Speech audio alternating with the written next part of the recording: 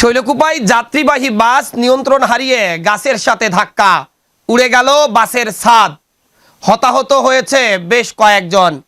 ঝিনাইদহ কুষ্টিয়া মহাসড়কের ঝিনাইদহের শৈলকুপা উপজেলার মির্জাপুর ইউনিয়নের বর্দা মাদ্রাসার পাশে গেল রাত 2টা 15 সময় ঢাকা থেকে ছেড়ে আসা এফকে সুপার ডিলাক্সের একটি বাস বর্দা মাদ্রাসা পার হয়ে বর্দা ব্রিজের দিকে আসার সময় নিয়ন্ত্রণ হারিয়ে রাস্তার পাশে থাকা এই গাছের সাথে সজোরে ধাক্কা খায়।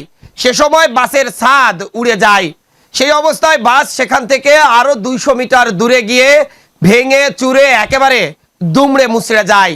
সে সময় বাসের মধ্যে বাসের চালক, হেল্পার, সুপারভাইজার ও একজন যাত্রী ছিল। তারা 4 জনই গুরুতর আহত হয়েছে বলে জানিয়েছেন স্থানীয়রা।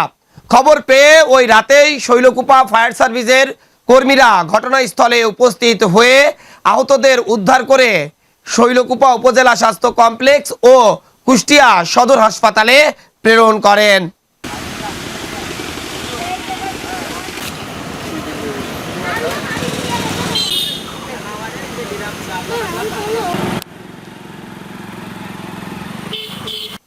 স্থানীয়রা জানান যে দ্রুত গতিতে এফকে পরিবহনের একটি বাস ছুটে আসছিল গাড়াগঞ্জের দিকে। বর্দা মাদ্রাসা পার হয়ে এসেই বিকট শব্দ তারা শুনতে পান। এরপর দ্রুত সময়ের মধ্যে ঘটনাস্থলে উপস্থিত হয়ে দেখেন বাসের ছাদ গাছে ঝুলছে, আর বাস সেখান থেকে প্রায় 200 মিটার দূরে একটি খাদের ভিতর পড়ে আছে, একেবারে ভেঙে চুরে দুমড়ে মুচড়ে অবস্থায়। আর বাসের মধ্যে 4 জন, তারা বাঁচার জন্য আকুতি মিনতি করছে।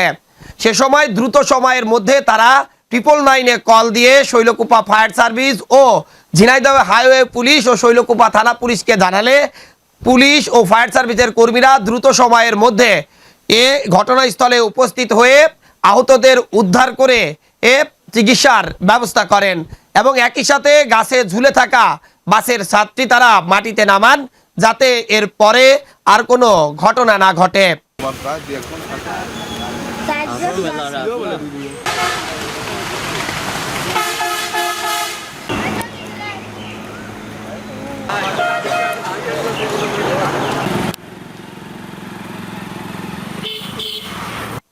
সচরাচর বাসের ছাদ উড়ে যাওয়ার ঘটনা খুব একটা শোনা যায় না।